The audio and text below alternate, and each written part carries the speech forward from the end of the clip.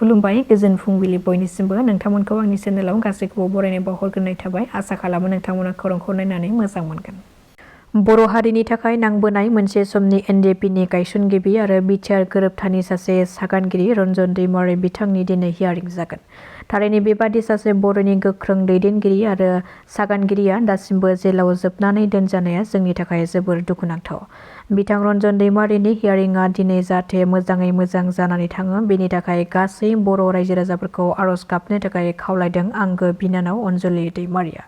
रायजोआव फिन आरोबाव सासे बर' आइजोखौ गोदोना हानानै बुथारनो नाजानायनि अजद दैखांदों। खौरां मोननाय बादिब्ला नगावनि कथियाथुलिनि चुमुमुर मुंनि ओनसोलाव हरनि समाव थियेटार नायखांनानै न'सिम फैबाय थानाय समावनो सिनायनो हायै दुथां सुबुंफ्रा गोदोनायाव हानानै बुथारनो नाजादोंमोन। जाथायखौ खौरां मोननाय लोगो लोगोनो पुलिसा जायगायाव सहैनानै आइजोखौ बोखांहैनानै देहा फाहामसालियाव गोब्राब हालोदाव थिसननाय जायो। बे जाथायाव गाग्लोबजानाय आइजोखौ रमिला बसुमतारी होननानै सिनायथिनो हादों, नाथाय बे आइजोआ मा दायनि थाखाय आरो मानो बेबादि गाग्लोबजाखो बेनि गुबै जाहोना दासिमबो रोखा जायाखै। पुलिसा दायो बे जाथायनि सायाव नायबिजिरनायखौ जागायबाय होननानैबो खौरां मोननाय जादों। आसामाव दायो गंसेबो जिल्ला ओनसोलफ्रा संरैखा गैया, जेरावबो दायो आसामाव बांलादेशि मियानि गाग्लोबनाया सोलिदों। बे खोथाखौ बुंदों आसामनि गिबि मन्थ्रि डक्टर हिमन्त बिश्व शर्मा बिथाङा। बेराफारसेथिं आसाम सोरखारा आयेन बेरेखा बांलादेशि आरो मिया हाबफैनो नाजानाय सुबुंफोरखौ होबथानो नाजानायखौ नुनो मोननाय जादों।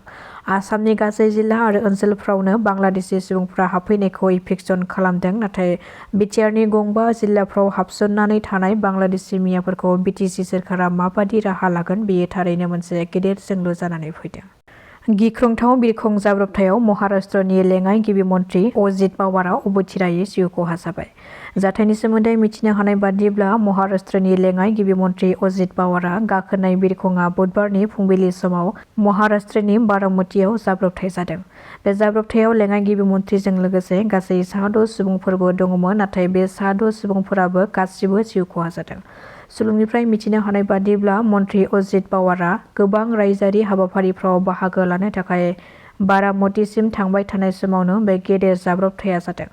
पुलिस थानाखौ लानानै उदालगुरियाव दुंहाव थासारि। खौरां मोननाय बादिब्ला थांनाय 2008 मायथाइयाव दरं उदालगुरि जिल्लायाव हारियारि दाङाबाजि जानायनि उनाव 2012 मायथाइयाव सापमारियाव गंसे पुलिस आउटपस्ट गायसननाय जादोंमोन। बेखौ गायसननायनि उनाव दाङाबाजियाव खहा जानाय गोबां थागिबि रायजो राजाफ्रा गावनि जायगायाव थांफिननो हादोंमोन, नाथाय खायसे मुसलमान हारिनि आफादफोर आरो नेमसुनि आफादगिरि आजमत आलीआ पुलिस थाना गायसननायनि हेंथायै आरो उदालगुरि जिल्ला सदर थानानि बिबानगिरिनि हेंथायै रां दाबि खालामनायनि अजद दैखांनायनि दुंहाव थासारि खालामदों। बेखौ लानानैनो बर' रायजो राजाफोर आरो मुसलमान हारिनि सुबुंफोराबो पुलिस थानाखौ गुबुनाव लांनो नागिरनायनि हेंथायै गोख्रों खुद्रिसारदों। উৎসাদের নাম লৈ ধন দাবী কৰা নচলিব। আমাক ইয়াতে থানাখন লাগে। আমি 2008 চনত যি আমাৰ গণ্ডগোল হৈ গ'ল, তাৰপিছত আমাৰ 2012 চনত আমি থানাখন আমি পাইছোঁ। ইয়াৰ পিছত আমি ভালদৰে আমি ইয়াতে জীয়াই থাকিব পাইছোঁ। ভালদৰে আমি মিলিজুলি মুছলিম আৰু বড়ো আমি মিলিজুলি থাকিব পাইছোঁ। আৰু এই থানাখন নহ'লে কাৰ মনটো কি ভাবিব নোৱাৰে, আমিও থাকিব নোৱাৰিম, তেওঁলোকেও থাকিব নোৱাৰিব। কোন বেলেগৰ মানুহবিলাক পটককৈ আহি বা কি কৰে এইটোও আমি নাজানো। এইকাৰণে আমাক আউটপোষ্টটো লাগেই লাগে। আমি শুনি পাইছোঁ সিদিনা মিডিয়াত ভুল প্ৰকাশ কৰিছে, এইটোতো কোনোদিন আলোচনাও হোৱা নাই, কোনোদিন কথাও হোৱা নাই এনেকুৱা যে অচি ছাৰে আহি যে এনেকুৱা পইচা খুজিছে বা জাগাটো এৰি দিব লাগিব, থানাখন বহলাই কৰিব লাগিব, এনেকুৱা আলোচনাও হোৱা নাই। তেওঁলোকে বেলেগ জাগাৰ পৰা আহি আমাৰ থানাক বদনাম দিছে যে এই থানাখন বোলে মাটিখন কাঢ়ি ল'ব, এনেকুৱা তেওঁলোকে কৈছে।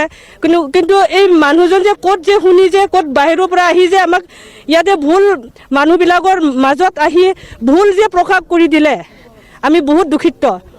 এতিয়া আমি জানিব পাইছোঁ, চব কথাখন আমি জানিব পাইছোঁ যে চব এইবিলাক মিছা।